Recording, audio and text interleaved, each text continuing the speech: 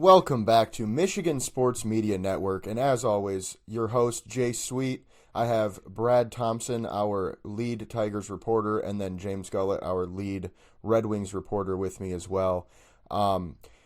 As always, we're going to start, well, not always, but for the most part, we start with some Tigers. So we're going to get that out of the way first. So, Brad, the floor is yours. All right, good evening, gentlemen, and happy St. Patrick's Day to all the drunks out there right now. So, I had to navigate on 75, a little fun today. So, guys puking on the side of the road and, using the force driving home. So, anyways, start off, unfortunately, I want to start off with a little bit of bittersweet news here. Came across today that Kirk Gibson will not be any longer with the Tigers TV broadcast team. I think, as everybody knows, Gibby's in the fight of his life with Parkinson's disease. He's doing okay, but he does want to put all his efforts into his organization and what he's built there. So hopefully everything's okay there. He is going to come out and make some statements and things. And, I mean, no one will ever forget 84. No one will ever forget it. He's just a legend. Michigan State, he would have been the number one pick overall in the NFL by the Arizona Cardinals. Tremendous football player. Obviously, know what he's done in baseball. He's been with the Tigers since 1977 when he had the stint with the Dodgers, winning the World Series, and then went to the Arizona Diamondbacks to be a manager. But this guy's a Detroit legend. He is. I mean, the home run in '84. I still think they should put a statue of him there with a colossal. I think it exercised a lot of demons out there. But so unfortunately, we won't be hearing him, this spring and summer. In other news, Jace Young, not surprising to me. I don't think it's going to be surprising to anybody else. He was sent down today. He was hitting a $121 up here or up with a big team. He's had his struggles. He's fighting the game right now at the plate, so I think it's the right move to do. He came up here for 37 games. He was part of that, of that young group we brought up that gave us that infusion of talent. That's what kind of gives me a little worry, though, to be honest with you, is that infusion of talent was great over 38 games and over the course of that run. Is it going to translate now into a 162-game year? I think Trey Sweeney was part of that group. Parker Meadows was part of that group. So hopefully that works out.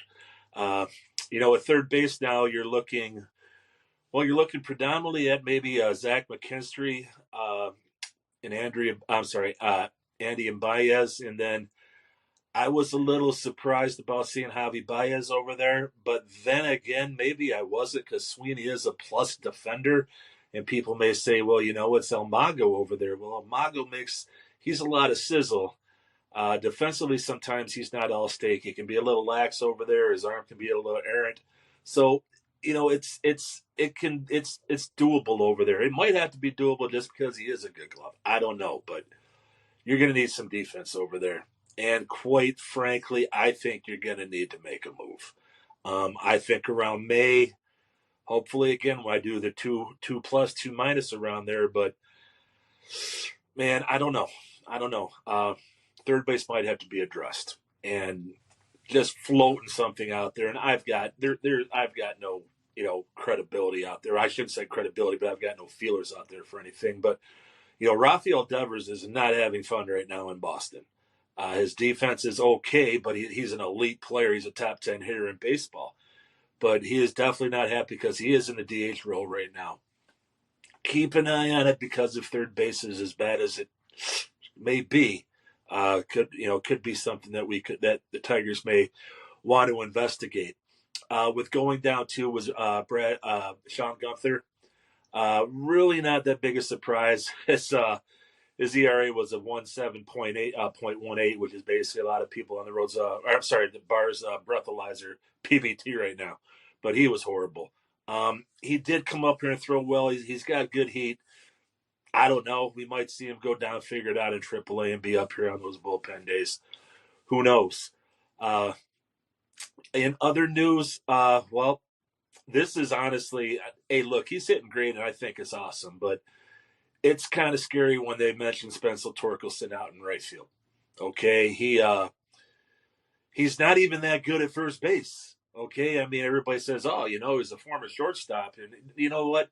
He's not a plus defender even at first base. So we're gonna trot him out to right field. Okay, cool. I've got zero problem with Torkelson at first base and DH, and I'm glad he's hitting better. But if we've got him out in right field, folks, that's telling me a lot of stuff to worry about.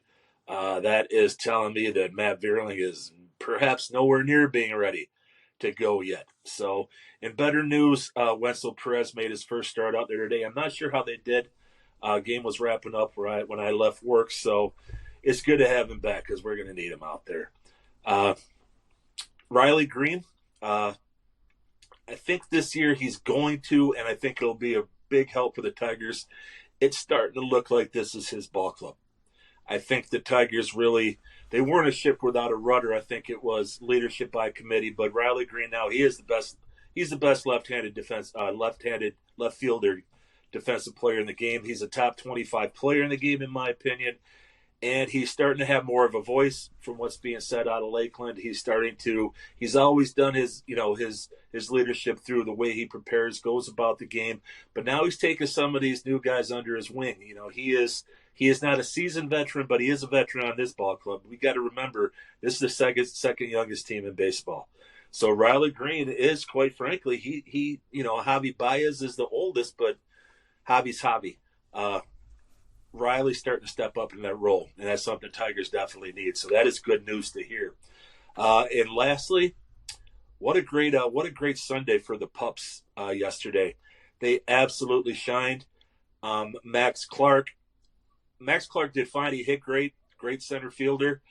What he did was he made a veteran play. There was a guy taking a hard turn, looking to go to third base, put the brakes on. Usually a center fielder will just come up, get the ball in immediately to the shortstop, or even throw through because the guy was running pretty hard. Clark out there had a veteran heads-up play. He threw behind the runner, second base, nailed the runner. All right, that is something that is instinctual. That is not something that it just comes boom. And for having instincts like that for a 20-year-old, that is pretty damn good. Very impressive. Also, Theron Lozano just hit a missile for a double. He is a power guy for the Tigers, and they say his future is behind the plate. Kevin McGuingle, playing third base yesterday, made a dazzling play. He hasn't gotten any higher than A-ball. They're going to start off in double A, though, but he's had a fantastic spring. And 19-year-old Bryce Rayner, shortstop, first major league action, went 2 for 3 with 3 RBIs. So these kind of showed why he is a first-round draft pick. So what we should get excited about is, guys, with those names that I just named, you've got your middle there. You've got your catcher in Lorenzo. You've got your shortstop in Rayner. You've got your center fielder in Clark. You've got McGuingle, who could play second or third. Then you got Hao Young Lee, who will play either second or third. We're talking a core that's going to be around for a long time. And these are just like wishful hoping they'll do all right. These guys are legitimate all-star type players. So it's really a feel-good story here. All they've got to do is keep progressing. Add a sprinkle in a free agent there. You got Riley Green. The sky's the limit. If they, with Jackson Jobe, they're going to get a Scooble deal done. I'm pretty damn sure about that. You get another veteran pitcher and some pitchers that are on the way. This team's not going to be going away. This isn't going to be a flash in the pan. I think they do take a step backwards this year, maybe just based upon the youngsters who really came through. I hope I'm wrong. I haven't made my predictions yet, so we will see. But that's all I got. All right, and thanks for that, Brad. So, like you mentioned before you told us about the Tigers, it is St. Patrick's Day, and I figured what better way to celebrate that than take a little drink on the pod. Was supposed to be green. It's more of a yellow. Kind of looks like a leprechaun's piss, maybe. But all right. But so yeah, I've got some whiskey in here with a little bit of Sprite and some dye. So let's go ahead and take this shot for the boys at home watching.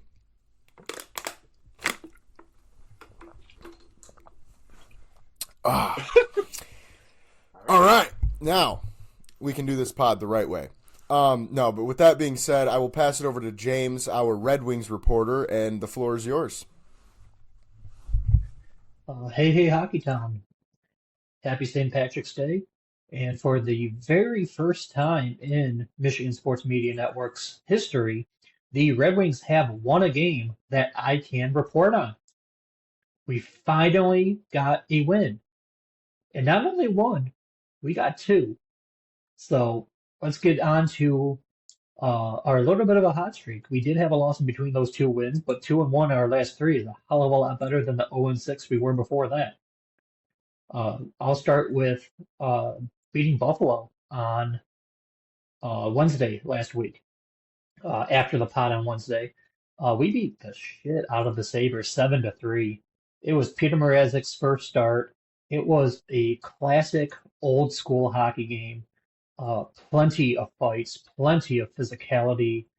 I won't say dirty hits, but ones that would get the players on the ice attention more so than just I would say the average.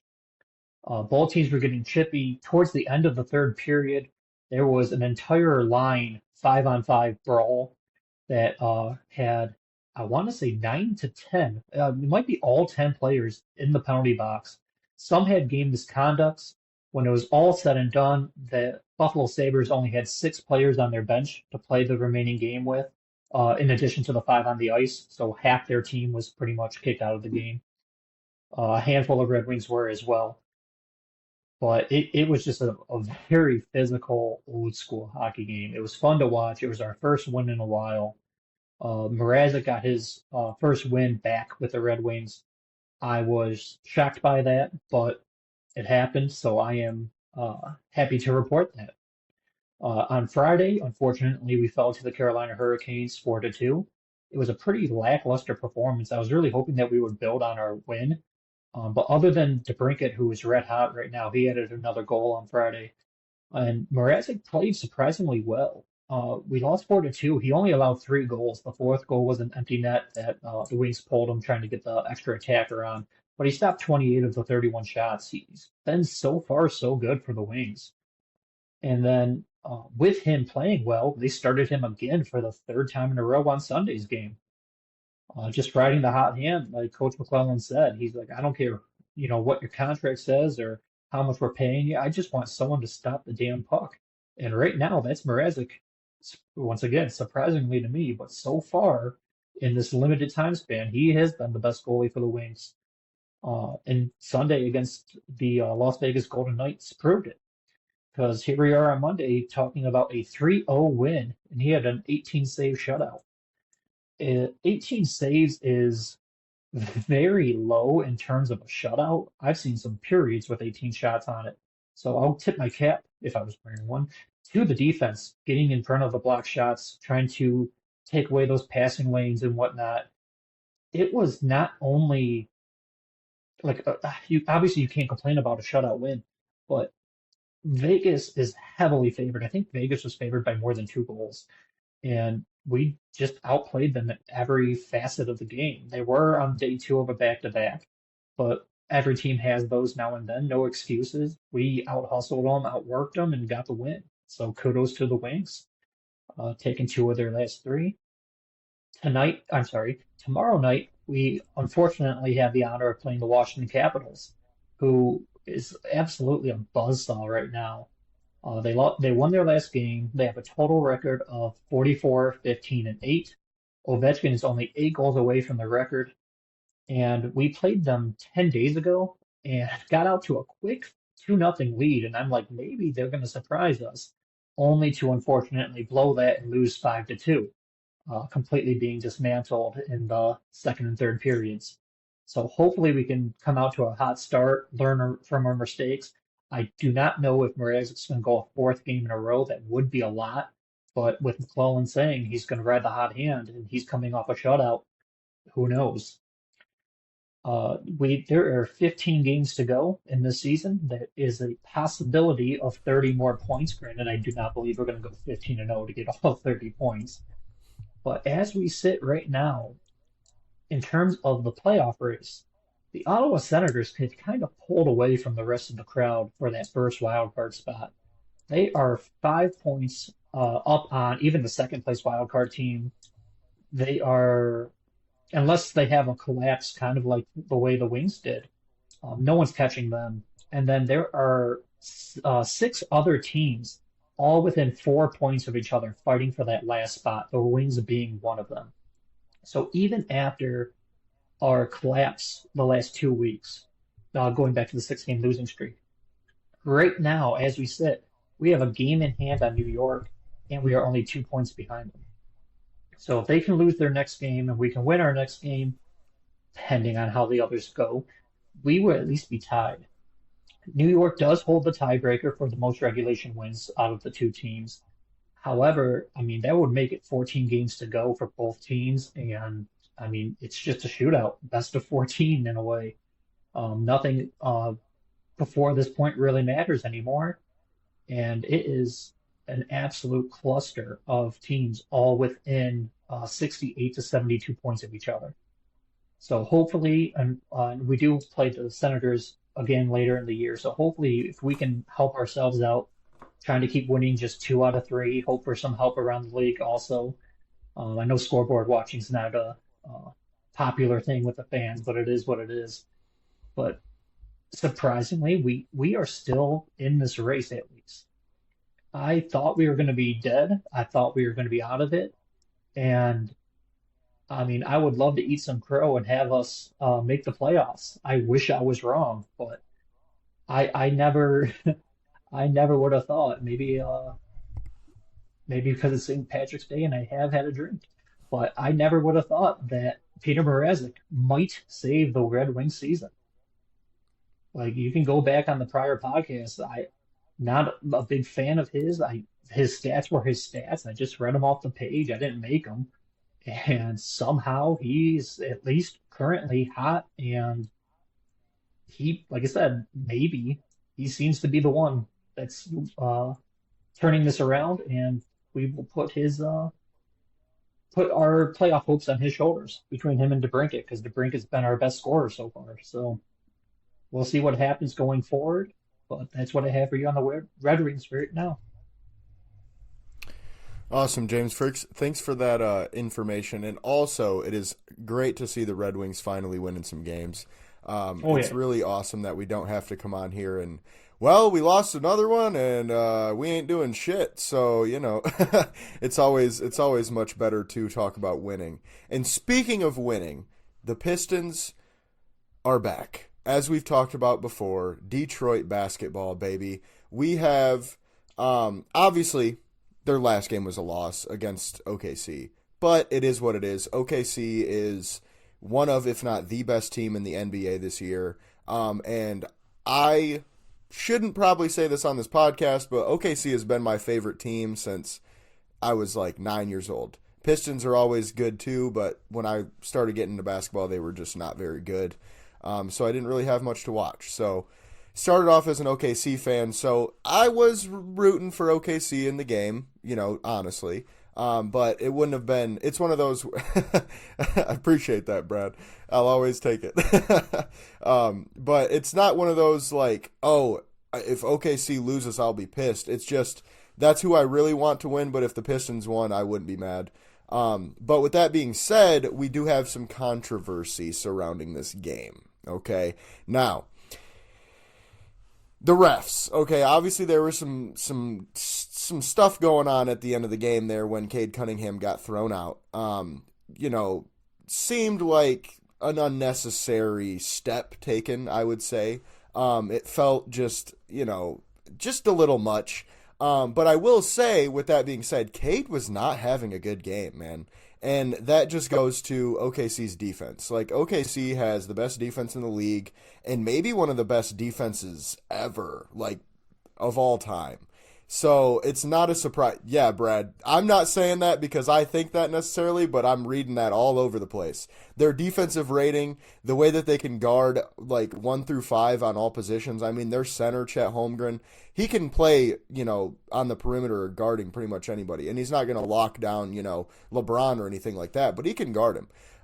But that being said, that's not necessarily my opinion, but that's some things I've been hearing. So Cade Cunningham having a bad game is no surprise to me, basically, is what I'm getting at. Going up against that defense. And the way that they were playing him was very physical, you know. They're switching on him. They're making sure he doesn't get any easy shots or any easy passes, which is kind of Cade's bread and butter. You know, he kind of smarts the defense a lot of the time, I think, versus just, you know, I can pull up from 40 like Steph Curry, or I can just blow by you like I'm Westbrook. But with that being said, he did get thrown out of the game. OKC ended up winning, but I know this is a Michigan sports podcast. But Shai Gilgeous-Alexander is the MVP of the league. I'm sorry, but when you watch, have either of you guys watched the highlight from Shai against the Pistons? He looked like prime Kobe. You watch that, it is like, put it side to side, that's Kobe. Like, it's the way he was moving, the way he was making these shots, the way he was turning it on in clutch time. It was insane.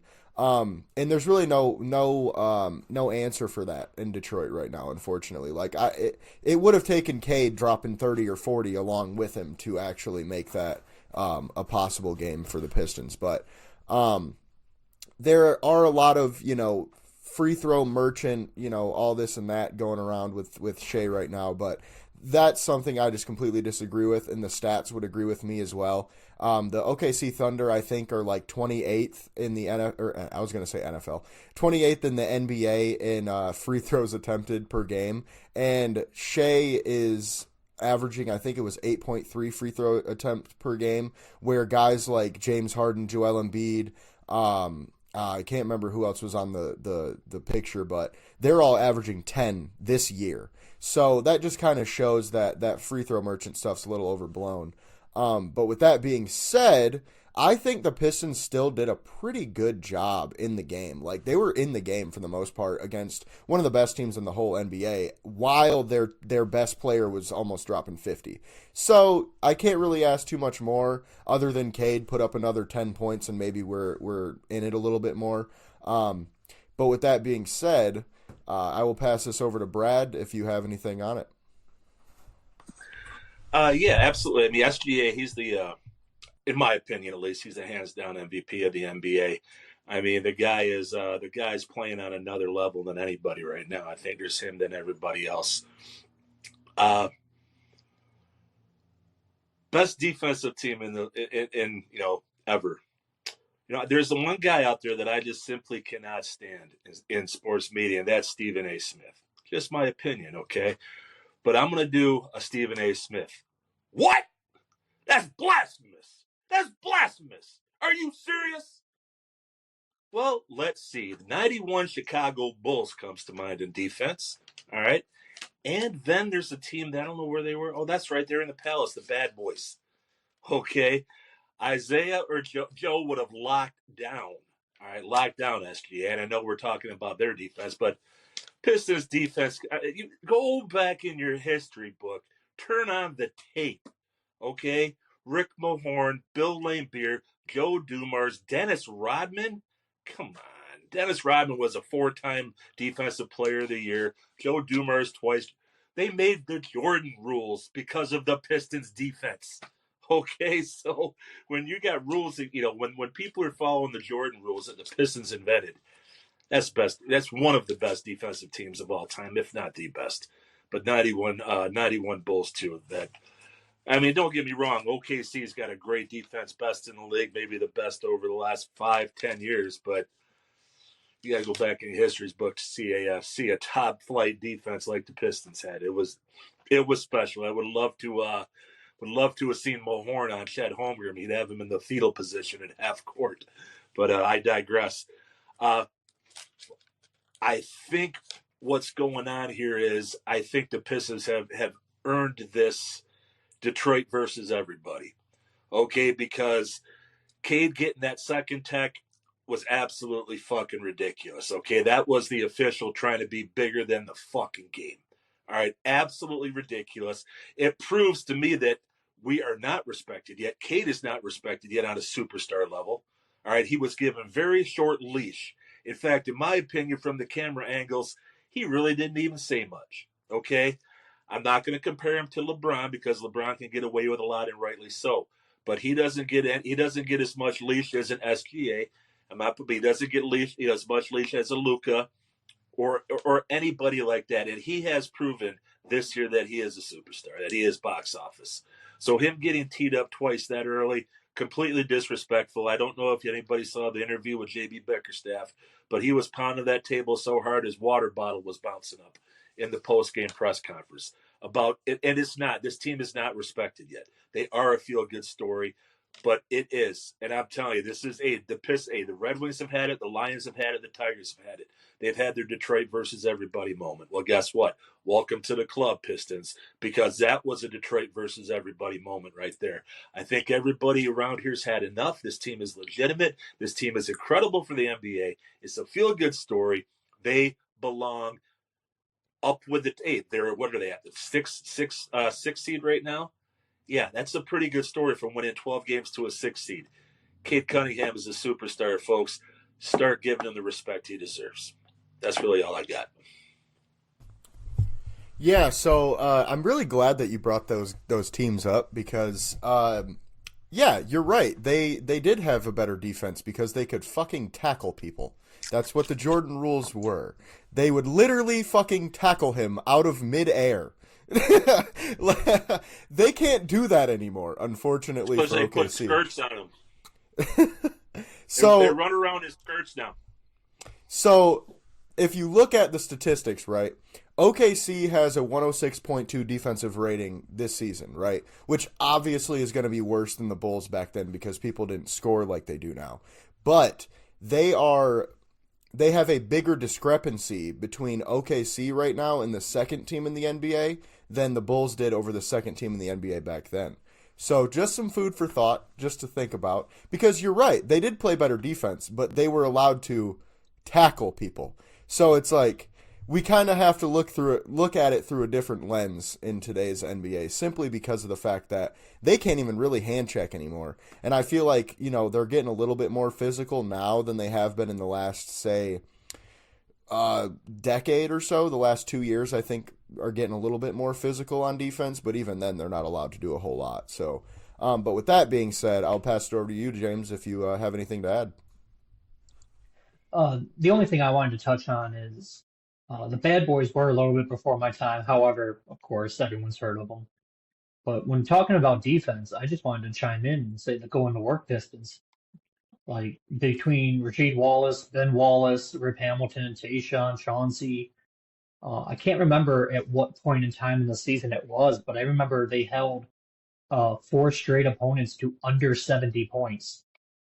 And it was insane watching a basketball game and the final score was like 75-68. But I'm like, that's just where my head is. I can just remember Ben Wallace absolutely, I was going to say abused, but get physical with guys. But like you said, you had not quite the tackle rules at that point because Jordan rules have already been in place, but it was still more physical then than it is now. And then I haven't seen an OKC game besides when they played the Pistons this year, so I can't really speak on them. But if they're better than Ben Wallace, Rasheed Wallace, and those guys, then my hat's off to them. I'll just have to take your word for it. Yeah, and like I said earlier, I'm not necessarily saying this is the case. It's just kind of what people have been talking about because the stats are there to kind of back it up. And the last thing I'll say about it is the 2025 or 2024-25 Thunder currently have a league. What is it? A difference of 8.69 in terms of defensive rating. Okay. The next best team of all time is the 2003-2004 Spurs, and that with an 8.5, and then the next best team is the 08 Celtics with an 8.2. So just taking those stats into consideration, I think they at least have an argument, you know what I mean? And with how today's basketball is played, obviously they're not going to be necessarily as good defensively as those other teams were, but I think they could at least belong in that same conversation, you know. And obviously the season's not even over yet. We still have, you know, a month and a half or so to go. So that stat could always change. It could get worse. It could get better. I mean, you know, it is what it is with that. But with that being, league, there's them and there's everybody else. Yeah, that's for sure. And it's what I said before with the switching and the ability to basically OKC made their entire team to be able to guard anybody 1 through 5. Like that's why they went and got Hartenstein, because that way they can play Chet at the 4 if they want. They can have Ihart at the 5 and J-Dub at the 4. So they just did a really good job building it too. And then the coach obviously does a really good job. If you're watching this, it's because you love sports. If you love sports, why not show that love with some new gear, like the 2 jerseys behind me? Fanatics has a lot of stuff on sale right now, and if you go down in the description, click the link of whatever team that you want, it'll take you to the Fanatics page, buy some stuff, and we get a small portion. It'll help us out, and you'll get some discounts on some good gear. But with that being said, now we will move on to some March Madness, because this Thursday starts. It's round 1, and tomorrow night is the the first 4 or whatever. And then obviously Thursday is when the true March Madness bracket starts. Michigan State, they're in the dance, baby. We did it. A lot of people, you know, were worried Michigan wouldn't even make it with how they were looking towards the end of the year. And then they went and won the whole Big Ten championship or Big Ten tournament. So they were a shoo-in at that point, I feel like. And a lot of people think they were snubbed, which, you know, I'll let Brad have the floor on that one. I won't go too far into that. And then, you know, they got the 5 seed, which isn't terrible. But MSU has the 2 seed, which I think is pretty well deserved. Tom Izzo gets himself back into the dance yet again. We could see a Michigan State run. I think, like, legitimately, we could see both of those teams make it pretty far into the bracket. But with that being said, I'll pass it over to you, Brad, and you got the floor. Yeah, well, you know, I don't have any horse in the race, you know, because, you know, I'm Indiana alum, and I don't want to hear any crying that we didn't get in. We didn't deserve to be in. So I'll leave it at that. Do not cry for us, Argentina. All right. But man, Michigan, they got screwed. All right, they got screwed in that seeding. I mean, the NCAA didn't even give them a reach around, for Christ's sake. Okay. Now this is what it. The facts don't. It just proves that it's ridiculous. Michigan beat Wisconsin in the regular season. Michigan beat Purdue in the regular season. Michigan beat Purdue in the Big Ten tournament. Michigan beat Wisconsin in the Big Ten tournament. Wisconsin's a 3 seed. Purdue's a 4 seed. Michigan's a 5 seed. Michigan beat Maryland. Maryland's a 3 seed. Wow. That, to me, there is no explanation of that. That guy can come out of his little room and say with a little North Carolina blue tie, well, this is what we thought of. This is what we thought. Dude, stop, okay? You're lucky you got out of that room alive because your team got in. And West Virginia with 6 quad 1 wins, by the way, and beating Kansas at Kansas. They're at home right now. But I don't want to go off on a tangent there. You know, it's not just the 5 seed. It's the team they're matching up against. I mean, University of San Diego was flat out legit. They are the 36th ranked team in the nation. Okay, let's give a little food for thought here. The defending champs, UConn Huskies, are the 30th ranked team in the nation. So we do not get a lot of their games out on the West Coast. They're a little bit above a mid-major, but this team went 30-4, and they're riding a 15-game winning streak right now. Okay, their defense, they're averaging, all right, 61.6 a game is what they're giving up right now. Speaking of great defenses like we have, this is an incredible defense. They get their turnovers, all right, and U of M is a turnover-prone team, all right. It's going to be 2 different styles. Michigan's going to, play the Twin Towers there, okay.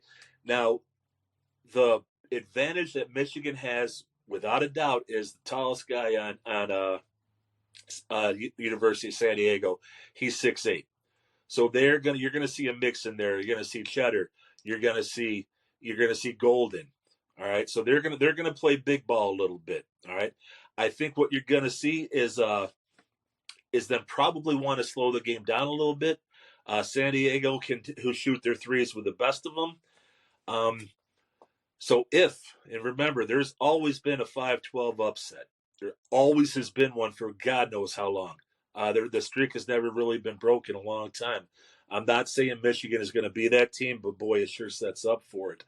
And then with the 5 seed, if Michigan wins, their reward is playing probably Texas A&M in the next round.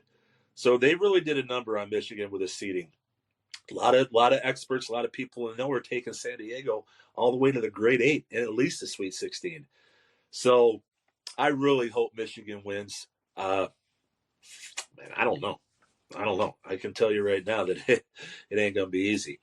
Now with Michigan State, obviously being a 2 seed playing a 15 seed in Bryant, they should be able to handle their business. Of note, Bryant is coached by Phil Martelli Jr. Phil Martelli Sr. was on the staff of Juwan Howard's for many years at U of M. Good friend with Tom Izzo. So there's a little bit of history there. They're a mid-major, but with the portal now, they've got 4 starters that came over from St. John's in Memphis. So these are guys who came over from big Division I programs, the big boys, and they know how to play basketball. They do. It's basically going to be MSU versus a poor man's MSU. They play similar styles.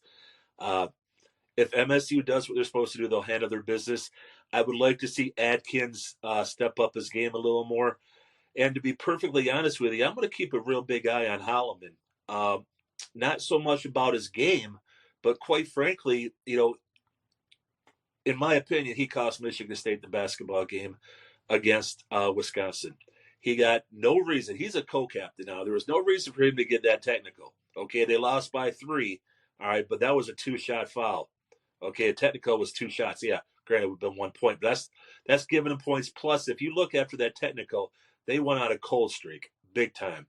So he really did kill a lot of momentum. He's really got to watch himself. Once is okay. All right, naughty, don't do that again. He's done it twice now. So he better keep his emotions in check.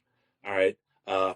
What was funny is Izzo being Izzo, you could read his lips because Holloman didn't even know he got a technical until someone told him, and he looked around at Izzo with his palms up, and Izzo, you could see it. He goes, "Yeah, you got a technical, you fucking idiot." You could read his lips. So, but you can't do that when they get into bigger games down the stretch here.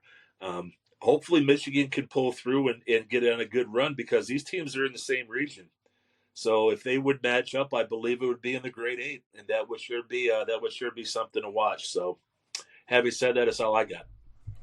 Yeah, and thanks for that, Brad. Obviously, I am personally a Michigan fan, but I will always root for Michigan State as well when it comes to March Madness. Really, when they're playing anybody else. I mean, I've been to Michigan State games when I went to the game when they played Rutgers last year, the game that they played Nebraska 2 years ago for football. So, I mean, I'm not one of those Michigan fans that hates Michigan State. I only hate them when we play them. So, with that being said, go green, go blue. Hopefully somebody can make some noise this year. And usually it is Michigan State when it comes to March Madness. So Michigan's had our few times. But with that being said, let's move on to some Lions news. Obviously, Tim Patrick was just re-signed last week, which is huge. I think 1 year, $4 million. Shows that he wants to be here for one. Shows that we wanted him back, obviously, but pretty cheap for a guy that can play. He had a pretty solid season last year, over 300 yards and 3 touchdowns as a wide receiver 3 in an offense that features, probably 4 guys that get the ball before he does in the pass game alone. You got Amon-Ra, Sam Laporta, J-Mo, and Jameer. I would probably say would go over him in the pecking order, and to still have, it was almost 40 catches on the season is pretty solid. It seemed like Goff kind of started to really enjoy him at the X, and he's a true X receiver at 6'4", 220 or 210, I think. So I'm glad that we brought him back. And then another news, we signed quarterback Kyle Allen, which I don't know how to feel about this. My assumption is he's going to be like a QB3. Maybe he'll fight Hooker for the 2 spot. That's kind of what I feel on that. I've been hearing some, small rumors of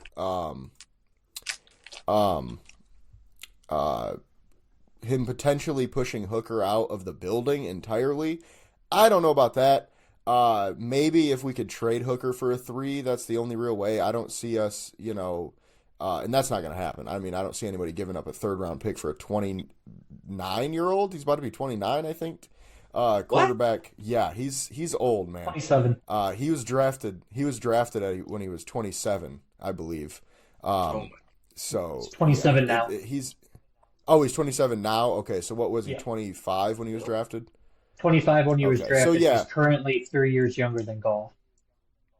Okay, so yeah, he'll be probably 28 during the year then, which is probably what I was thinking. But either way, I don't see him getting pushed out of the building for a guy like Kyle Allen. It just wouldn't make sense to me. I would say one of them is going to be our QB3, and it's most likely going to be Hooker, I would say, because they felt the need to bring in Bridgewater last year to kind of be our backup during the playoffs, which to me does not bode well for Hooker or his future in Detroit. And being that old too, he's not going to be somebody like when we drafted him. I kind of understood it if it's like so we don't have to pay Goff the first time situation.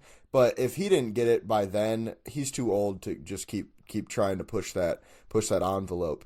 But with that being said, some other news in the NFL that will kind of change things for the Lions. Azeez Ojulari signed a 1-year deal with the Eagles for $4 million, which he got the same deal that we gave Tim Patrick. So I personally am a little salty about that.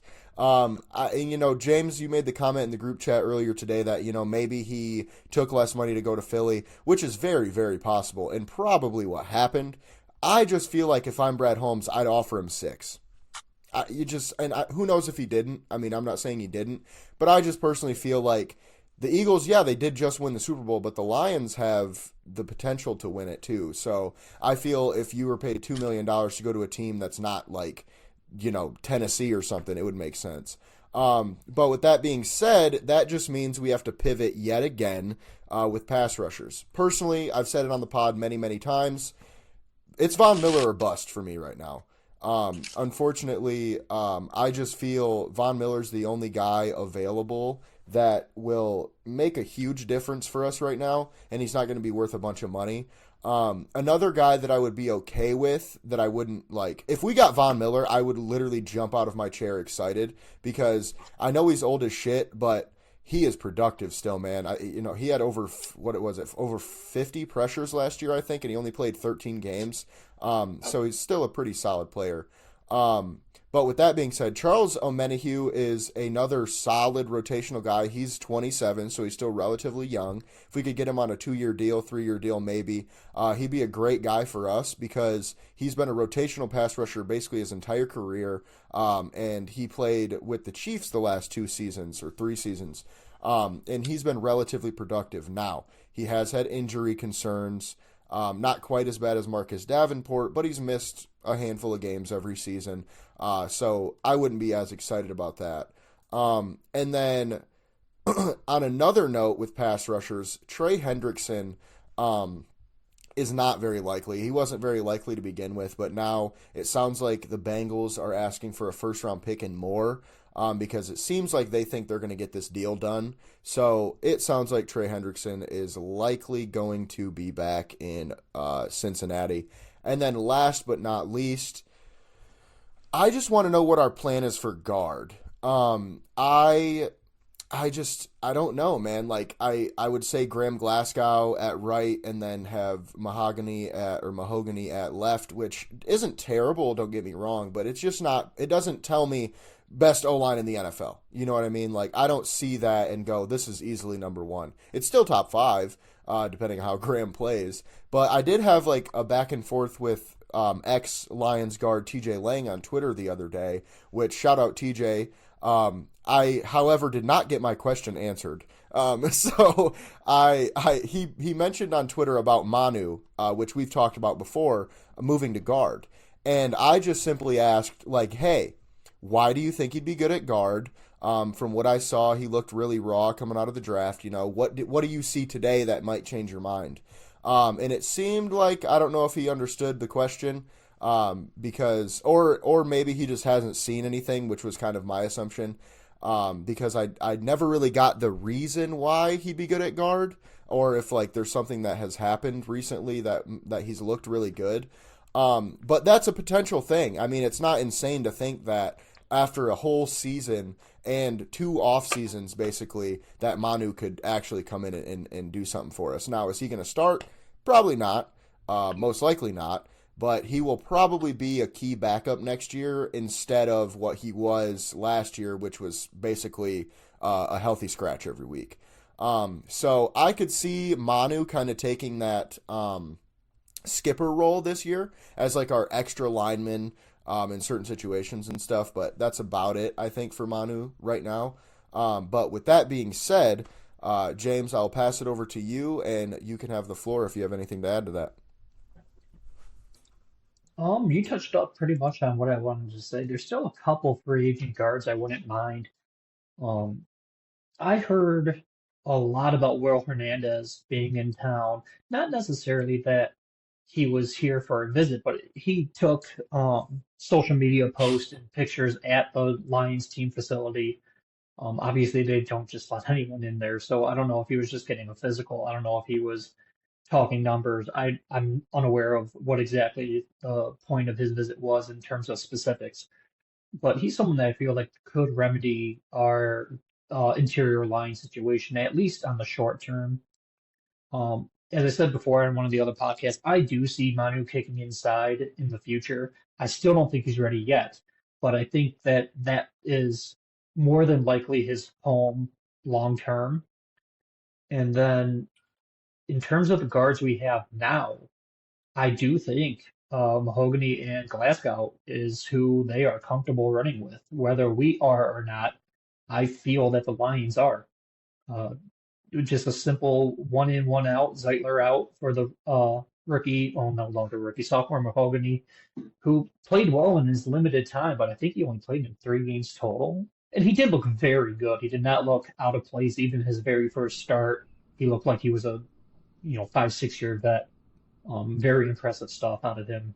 Uh, but Glasgow to me is a little bit of a wild card. I have been on X for years defending him. I really love Graham Glasgow. He's an A-plus person, and for a long, long time, he was an A-plus center or guard. He just had a really bad year last year. So I'm hoping maybe they just trust that he can bounce back with it. Maybe maybe he was battling with an injury we didn't know about, and that might have limited him. I don't know. I don't want to per se build in an excuse, but if you look at his whole body of work, he's a pretty good guard up until besides last year. So I don't know if they're going to call it a one-off. I don't know if they're going to potentially draft someone and plug and play a rookie in one of the early round picks, or what their plan is on that. My only other thing I wanted to add in terms of Lions is for pass rushers. I know you said Von Miller. Who, don't get me wrong, I will take Von Miller, no questions asked, if that's what he wants to do. He is productive, even though he's up there in age. But I once again, whether we like it or not, or the viewers at home like it or not, I think they're fine with who they have right now, because essentially, other than McNeil, who reportedly probably will not start the season because he got injured so late in the season, we got our starting D line back from last year. Like, we got Reader, we got McNeil, we have Hutch, and we have Davenport. Those were the 4 starters last year that we went into the season with. So at least on paper, I can understand if that is what they're willing to roll out week 1 this year as well. Yeah, and that's a good point. And 2 things to add on the Glasgow front. This is kind of random, but I went to training camp just before this past season, and Graham Glasgow did not seem like he was enjoying himself in any way, shape, or form. It was very weird. Like, I walked by him and just like snapped a picture, just like just like as I'm moving, took a picture of him because he was standing outside of the fence, where people are sitting, And the picture is like, he looks fucking pissed, bro. Like, just flat out not enjoying himself. So, and that could have something to do with maybe an injury that nagged him all season. Something like that. Maybe he was mad about having to be at left guard. I don't know what the case may be. Maybe he was just pissed because some guy was taking a picture of him that didn't ask. I don't know. But just something to, just food for thought on that one. And then the other thing is, a lot of people are forgetting Graham Glasgow is getting paid, or at least his cap hit is $8.5 million this year. So the fact that they did not cut him tells me that he's the starter. Like, they paid him more, or they are paying him more than they paid Zeitler last year, which kind of crazy if you ask me. I don't know. But again, Brad has his way of doing things. This is just the way he wants to do it. We might not always agree, but you know what? He's going to do what he wants. But at the end of the day, we're not the GM. So with that being said, Brad, I will pass it over to you, and the floor is yours. Yeah, well, I pretty much agree with everything that's been said here so far. I know we're sitting there pounding the table, as am I. I'd love to have Von Miller with the defensive end things. Guys, I have some very, very deep concerns about our guards. What do we know of Mahogany? We know that he has played one good game against Chicago. Chicago's D-line isn't exactly the monsters of the Midway. I think we saw that Glasgow looked his age last year. Didn't look very good at all. And I think I'm being kind when I say that. And I get moving from right guard to left guard. That is difficult. It's more difficult than people may think. But those are the biggest issues going into the draft for me. Question I pose is, what if Glasgow goes down? Then who's up? All right. What if Mahogany goes down? Then who's up? That's what really, really scares me. Guys, Zeitler was a Pro Bowler. Okay, let's keep that in mind now. All right, you're not going to. Graham Glasgow is not on the level of a Kevin Zeitler. He's just not. I could live with. I was going in perfectly. I thought for sure they're going to re-sign Zeitler. Then you got Mahogany switching in with Glasgow. Eventually, Mahogany takes over. But now that Zeitler goes, hey, I could see them, and I'd like to see them take a guard in the first round. Zabel from North Dakota State, who's up, can play up and down the line, who's got that mean streak. I think he would do very well. Will Hernandez is a guy I'd love to see him. He's got a mean streak. He's a road grader. He gets the pass protection done. I would feel a lot better if I knew we had a veteran across that line. So you got two big-time question marks at your guard position right now, and you have no depth. So we've got to – I think that's something that we should definitely focus more on. When it comes to Manu, I'll give some props out to Lions Wire on X. I don't know if you guys have ever checked them out. They got video of Manu, and Manu's been working. It's a big-time line camp for pros. It's with LaCharles Bentley, one of the best centers to play the game in the last 25 years. And it's showing what Manu can do, and his footwork looks night and day better than last year. Is he ready for prime time? Not yet. But we're here. We haven't had OTAs yet. But please, I'd like you guys to go check out that video. It'll make you feel a lot better about Manu. A lot better. Then lastly, I want to bring it back to Hooker. And I think Brad Holmes is the best GM the Lions have ever had, and so on and so forth. But this is a horrible pick. I think that we have realized that this pick is not going to come to fruition. Jared Goff goes down. I don't see, God forbid, but I don't see them saying, all right, here's the keys to the caddy. And then I think they bring another quarterback in. I think you saw that with Teddy Bridgewater. He's old. He obviously hasn't grasped the playbook yet, because they'd have a package in for him. If, they would have a package because of the style he played in Tennessee. Brad Holmes has not really hit on his third-round draft pick since he's been here now. Broderick Martin, that remains to be seen, but I don't feel very good about him. I think we could have got more. And Hendon Hooker, guys, there was guys in the third round. I don't remember who offhand, but they would have been starting for us right now. I'm pretty sure. So Yeah, I would not. I think Kyle Allen is still going to be one of those guys just to be in camp. I could see him being a camp cut, have another quarterback in the room, things like that.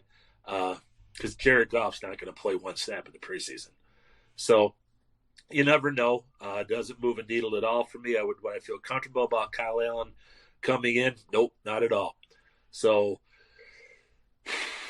Jared Goff, man, get wrapped in, get in that bubble wrap, because if you go down, then, and here's what could be ironic, right? Jared Goff gets injured because our guards couldn't block for him. How about that? How about that? Yeah. So get a guard early, Brad, please. That's all I got. Yeah, and that's a good point. I do think though that drafting offensive line early was always the plan. I don't think it mattered what we did this year, because if you, even just coming into the season, if you looked at our contracts on the O line, obviously Zeitler was leaving, Glasgow's getting paid a little too much, Ragnow's getting in the 30s, and Decker is getting a little to the end of his run, I think too. So I think no matter what, we had to at least pick one, if not two O-linemen this draft. But with that being said, I still would like to add a veteran, like you said, just because you never know if Glasgow goes down or if he just doesn't look that good. I mean, you can cut him post June 1 and still get all that money back. So I could see keeping him on until we can sign a new guy and seeing what they look like in camp, and whoever wins, cut the other guy, or, whatever the case may be. But with that being said, I don't necessarily think we should take one in the first round, simply because I think edge is a bigger need right now. I don't care what anybody says, man. We got rid of Zadarius Smith. Can you name who's going to be on the other side of Aiden Hutchinson right now? Fucking Marcus Davenport? That's what I'm saying. Pascal? That's scary. That's scary. As a Lions fucking fan, that scares the shit out of me. Yeah. No team is going to go, Josh Pascal, man, we got to worry about that guy. And no disrespect to him, he's a solid player, but that's what he is. He's very solid. He's consistent. He stops the run well. But he's not, fucking hope and pray that he does, but he's not going to come in and take that next step and be a double-digit sack guy next year. He's just not. And I love Brad Holmes, and I agree with most of the things he does. The one thing that I disagreed with when it happened was the T.J. Hawkinson trade.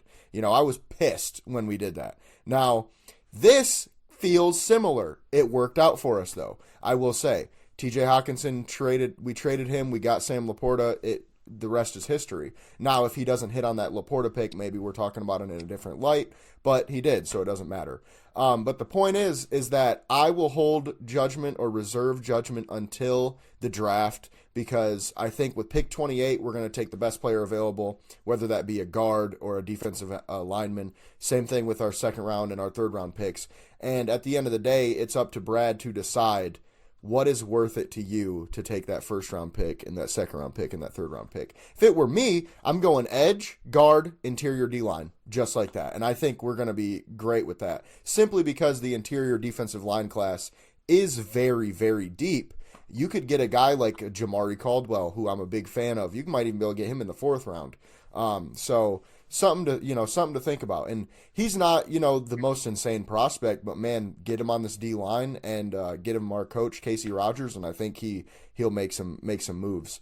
Now, with that being said, I still do think edge is the number one obvious need. We have to get someone to go across from Aiden.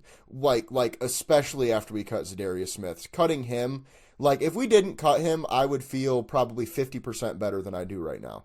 But the fact that we got rid of him and aren't doing shit about getting somebody else in his spot just doesn't. I don't like it. And instead of signing Von Miller, we're signing fucking, and no disrespect, we're signing fucking Mitchell Agude. And it's great. That's awesome. I'm happy for him. Woo-hoo! Is he even going to play? Is he going to play a snap, Brad? Is this what we're doing now? Are we fucking re-signing guys who literally will not play? They're going to be healthy scratches on game day. And we're wasting our time re-signing them instead of making other moves. Now, not to say that's what's happening. I'm just saying, if that's the case, it's not a great look. Now, obviously, like I mentioned, there are still some good players available that we could get in free agency. So until it's all said and done, I'm just gonna chill and put my trust in Brad. Yeah, go ahead, Brad. Yeah, thanks. I think we know Holmes has got a real penchant for Alabama players, and I think that's great. And I did notice that they already had a guy in for an interview, and we all know that Brad will trade capital to move up. So I really want us to keep an eye on Campbell from Alabama. Yes. Okay, you're looking at a Will Anderson Jr. here, okay, possibly much along those lines where you've got the hybrid. He can rush the passer. He can stop, he can drop back in coverage. He is a hybrid. So, boy, Will Anderson 2.0 on that other side? Yeah, so I think if he starts falling out of that, let's say he gets to 12. Let's say he gets to 12. That's their magic number, isn't it? Isn't 12 the magic number? Didn't 2 Alabama guys come there at 12? Keep an eye on it. I'm just saying. I'd love it. So. Yeah, and actually that's a good point because I'm a big fan of Jihad Campbell, and I feel like he would be a great player for this defense because, like you said, he can kind of do it all. And I think that now this is just pure speculation, but I do think Kelvin Shepherd is going to come in and run a bit of a different defense than Aaron Glenn did. I think he's still going to have the same philosophy, like we get after it, we hit hard, we fuck people up. But I think he's going to come out in different fronts. I think he might use a little bit more zone coverage. And that's just because, think about it, he's a linebacker, right? Aaron Glenn is a corner. Aaron Glenn wants to be face up with you every play. I'm locking your shit down, buddy. Kelvin Shepherd understands, like, zone coverage is a necessity, and especially for linebackers. So just kind of think about that. I think Jihad Campbell could be one of those guys that Kelvin Shepherd is banging the table for, like, I need this guy on my defense. So that makes a lot of sense. And now, James, I'll pass it back to you if you have anything else to add. Hindsight is obviously 2020, but going back to the Hendon Hooker pick with who we could have had and all that kind of stuff, I'm only going to name one name because I can probably scroll through the draft and find a couple. Hendon Hooker, and you can see it on X Factors, he's all over. Due to his age, because he was 25 when he was eligible to be drafted on draft day, I'm like, we had Goff, even if he didn't get a second contract, I don't know if a year or two, he's now 27, if he was ever going to be the answer for us. Maybe if he went to a Carolina or a Giants or a different situation, it would have panned out different. But one name we could have had instead of Hendon Hooker is a guy named Puka Nacua, who went a couple rounds later, and we're talking about we need an next receiver. So, I mean, that would have been nice, but I'm not going to drag Brad because, A, that is using hindsight. I don't know anyone on draft day that was saying this is the guy, get Puka Nacua. But that still would be nice, though. But, yeah, that is using hindsight. And then the only other thing I want to touch on for Brad is, and I understand because we drafted Broderick Martin in the 3rd round as well, and he has struggled slightly with some 3rd round picks. But let's not get too ahead of ourselves. He also drafted Kirby Joseph in the 3rd round. And I think that pick's worked out pretty nice so far. So in Brad we trust. We're going to let him do his thing. Andolin McNeil, thank you. Yeah, because Onzarike was a 2nd rounder who's for now looking nice. He came off his back injury. It took him a little while to get going, but now he's looking pretty dang nice. And then I don't want to get too far into it because then it can become a whole draft show. But there's only 3 names right now in the draft that excite me as a Lions fan if we get. And you mentioned one of them with Campbell. I also like Booker, the guard from Alabama, so we can double dip at another Crimson Tide. And then Mike Green, the defensive end out of Marshall. I mean, right there's kind of 3 positions of need. I don't know too much about linebacker because, like you said, he's the hybrid, kind of a Clay Matthews role.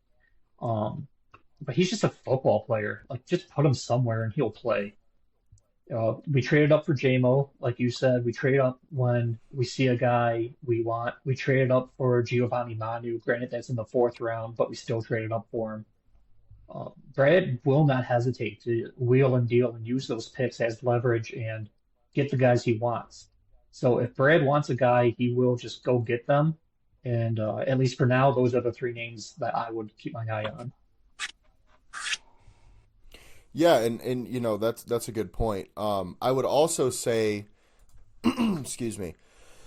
I would also say that with the Hendon Hooker stuff, like I was not in this camp, but some people thought he was going to be a first round pick if he hadn't torn his ACL. So like if you think about it that way, it's like I get it in the moment of taking him because it's like, dude, if this kid fucking works out, we can ship Goff's ass out of town for a couple picks, and now we got a rookie contract quarterback for the next couple years. And not to get too much on a tangent with this, but I did post on Twitter recently talking about how Jared Goff's contract is holding us back. And a lot of people didn't understand what I meant. I got a lot of hate talking about you're a hater of Goff and all this and that. No, it's simple. He's got a $70 million cap hit next year, folks. $70 million. That's the most of any quarterback in the NFL by like 10, 15 million. So Brad's going to have to restructure that. Now, with that being said, do I think Goff is the best quarterback in the NFL? No. Do I think he's top 5? No. Do I think he's top 10? Yeah. He's in that 6 to 10, I would say.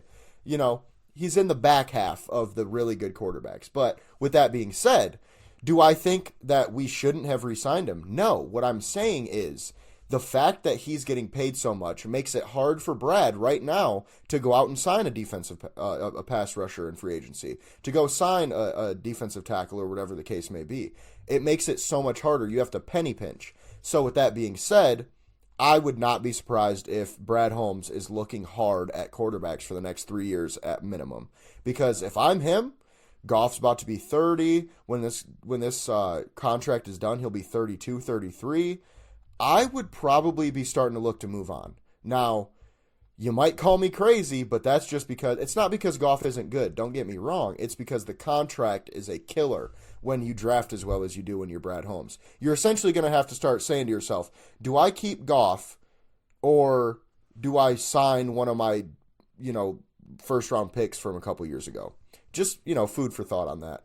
And then moving on to more NFL specific stuff, and we'll kind of wrap this up pretty quick. There's not too much going on right now.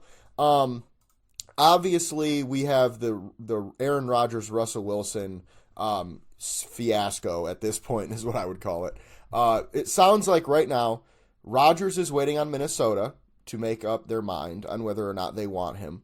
So if he doesn't go to Minnesota, it sounds like he'll probably go to Pittsburgh, which means Russell Wilson is waiting to see what Rodgers is going to do because he's got Pittsburgh, Cleveland, and the Giants. I don't really see a way that Rodgers goes to the Giants unless Pittsburgh doesn't want him. And I think they're waiting on him too, just simply because they haven't signed Russ. I think they're going to go ahead and try to be, pretty aggressive after Russ if they don't get Rodgers, simply because I think they came into free agency thinking we're gonna re-sign Fields or Russ, and Fields just flat out left. So took one of their guys off the table. And then next up, Cooper Kupp got got cut, and then signed with the Seahawks of all teams, which makes sense for him. But they gave him 3 years, $45 million.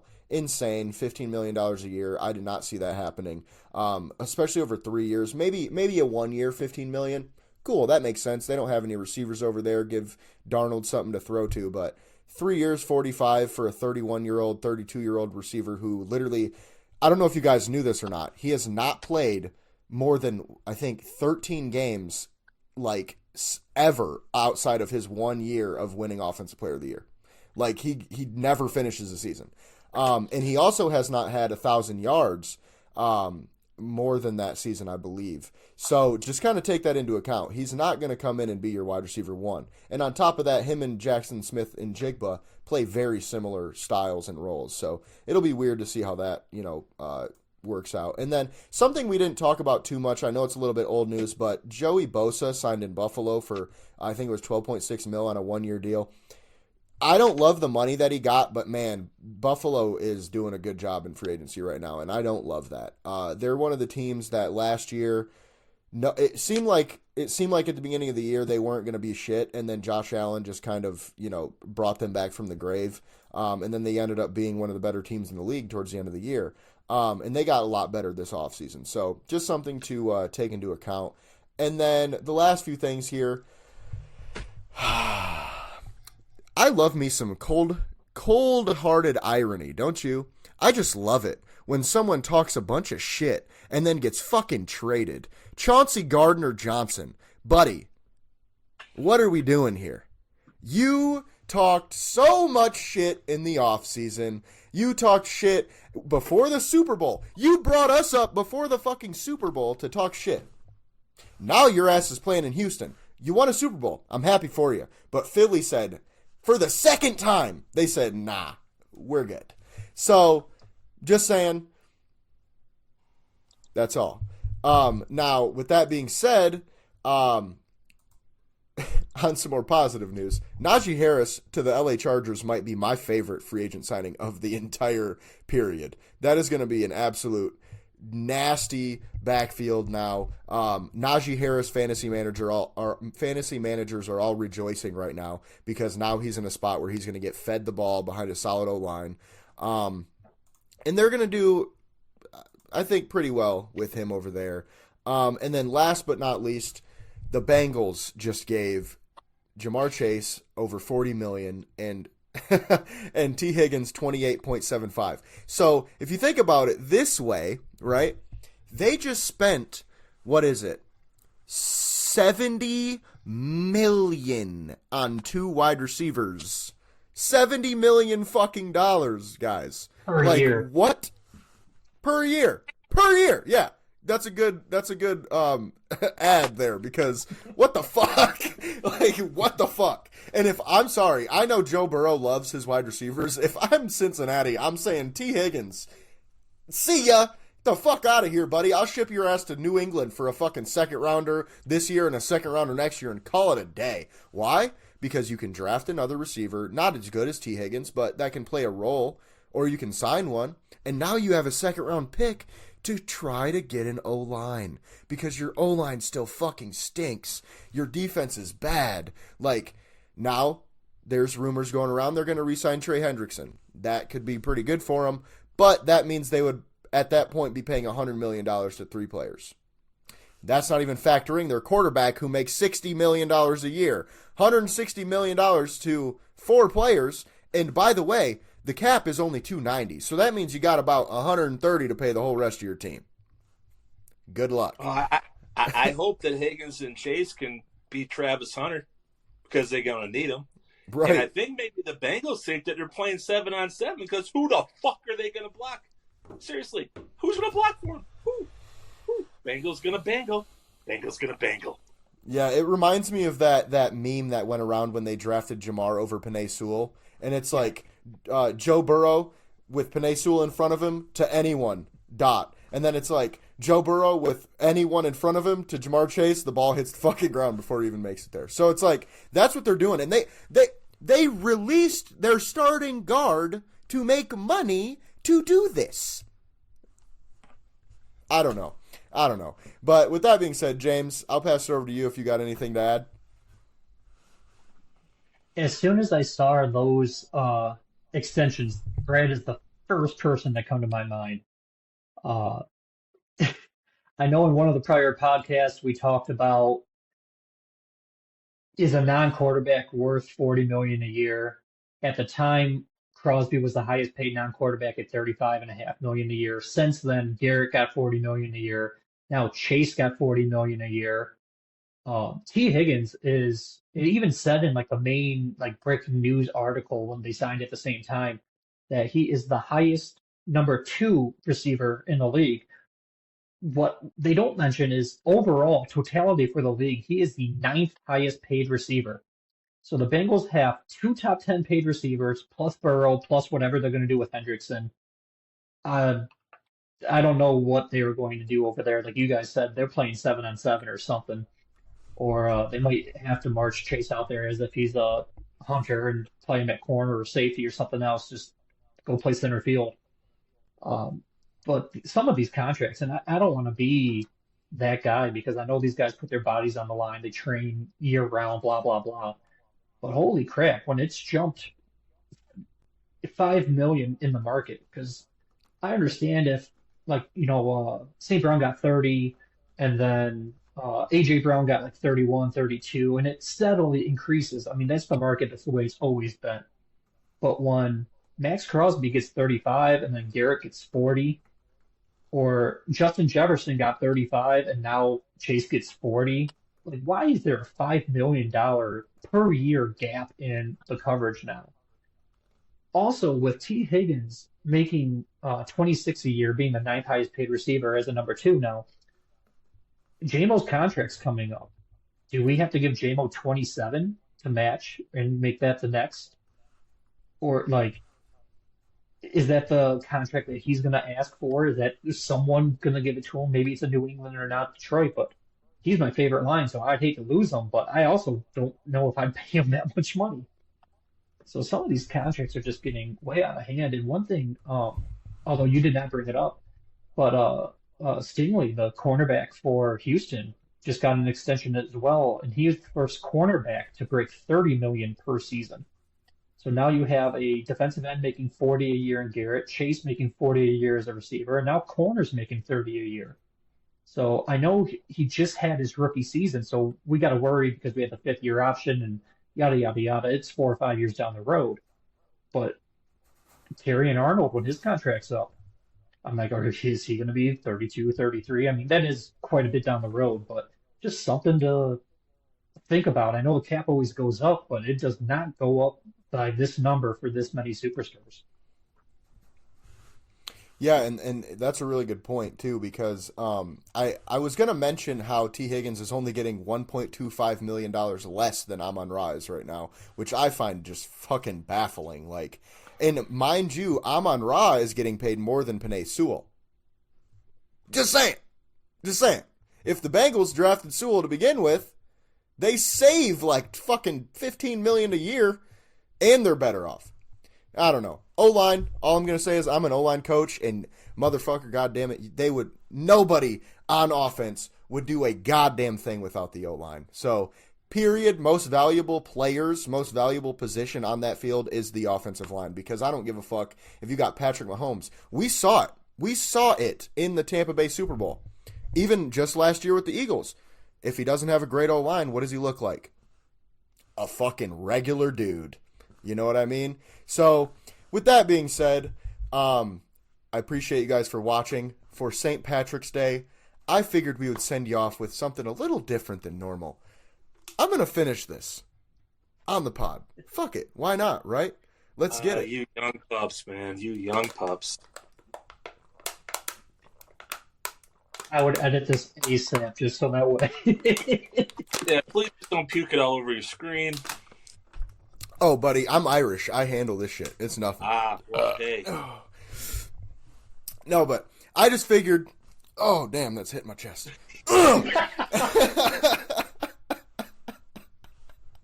I just figured best way to do a send-off, chug me some whiskey, give a good Irish goodbye. But with that being said, I appreciate you guys for watching. This is Michigan Sports Media Network. As always, we have Brad Thompson at BT8Ball. We have James Gullett at Gullett_James, and myself at Jace O'Sweet. You can find us at MI Sports Media on Twitter and Instagram, or misportsmedia.com for all of our articles. Keep up to date, and we'll see you guys on the next one.